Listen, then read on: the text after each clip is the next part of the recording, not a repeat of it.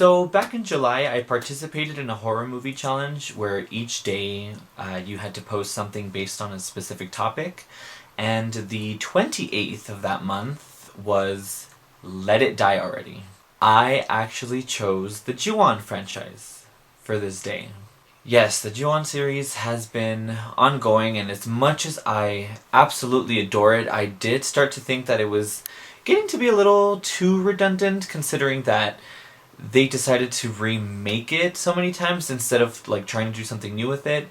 They did try when they did White Ghost and Black Ghost, which I didn't really like at first, and then they completely grew on me later. But those two were the only exceptions. Those were the only times that they had like different directors, different stories. All the other films in the series have pretty much been remakes. So of course when news came out that they were going to reboot it again and Sam Raimi was producing again and that they were going to, do something totally different with it, I kind of just rolled my eyes and I was like, I'm sure, right? There was one thing though that had me sold, and that was the director. I don't know how to pronounce his last name, so I'm not even going to try. But a friend and I went to a screening of the movie Piercing. Piercing, for those who don't know, is actually based on a book by Ryo Murakami, who was the guy that wrote Audition. I was super excited to see this film for that reason, but also I'm a huge fan of Mia Wasikowska, so I loved this movie so much that I said, hey, the new Grudge might be pretty good and they might actually do something different with it and I might end up liking it. I said, who cares if it's being released in January, which is supposedly like the bad movie month. I was like, whatever, I'm gonna like this movie. I'm probably gonna like it more than the Sarah Michelle Gellar version. So what's the verdict?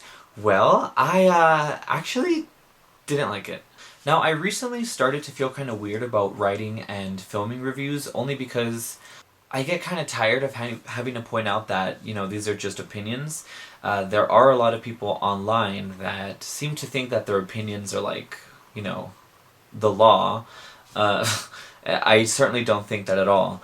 At the end of the day, when it comes to films, we're still looking at someone's piece of work, so I try really hard not to be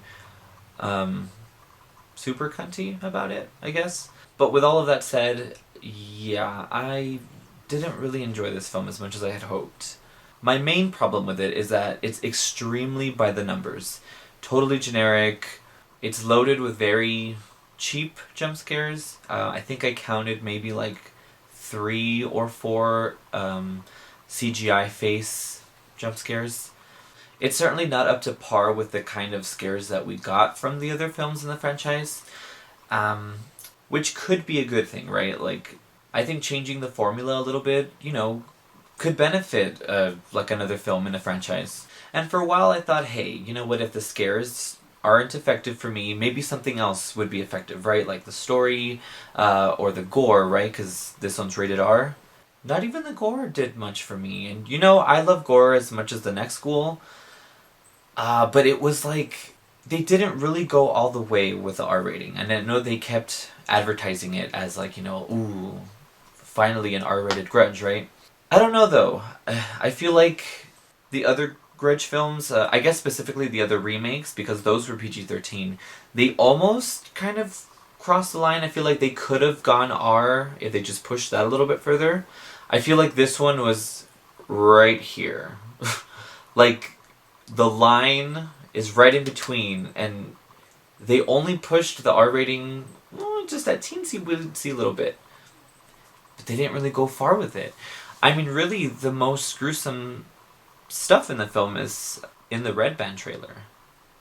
There's a few other things, but I think, for me, personally, they were so brief that and I'm also super desensitized. So, it wasn't effective for me. So then I said, okay, not impressed by the gore. Perhaps the characters of the story are going to be the saving point, right? I guess I would say that I liked the characters, but they certainly weren't fleshed out enough for me to care enough about them, which is totally fine because you don't go to a Grudge film expecting ooh, character development, right?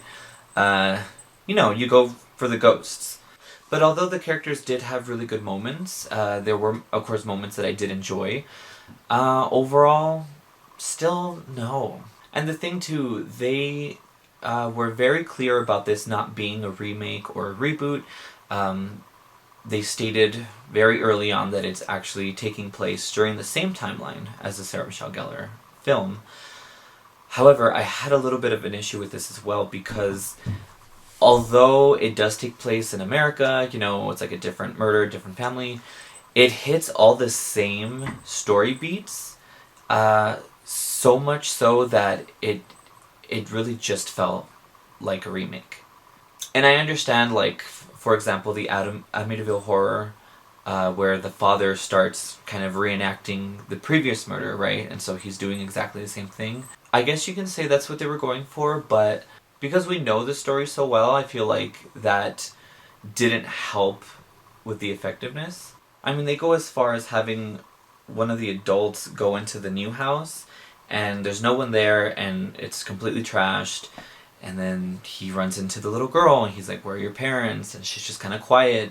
And it's pretty much the same thing as, Toshio's teacher going to the school, or I'm sorry, going to the house to visit because Toshio hasn't been in school, and the house is trashed, and there's no one there except Toshio. And he's like, "Hey, where are your parents?" It's like, it's different, but it's the same. Now, if I had to compare it to other horror films that have come out recently, it kind of pains me to say, but I really would box it in with stuff like, I guess, like The Nun or like the Pet Sematary remake, which, I didn't like either of those either, but I would actually box it in with those. Like, that's kind of what it reminded me of in terms of the scares, and in terms of the storytelling. But I mean, I will say, the friend that I went to go see it with, he didn't dislike it as much as I did.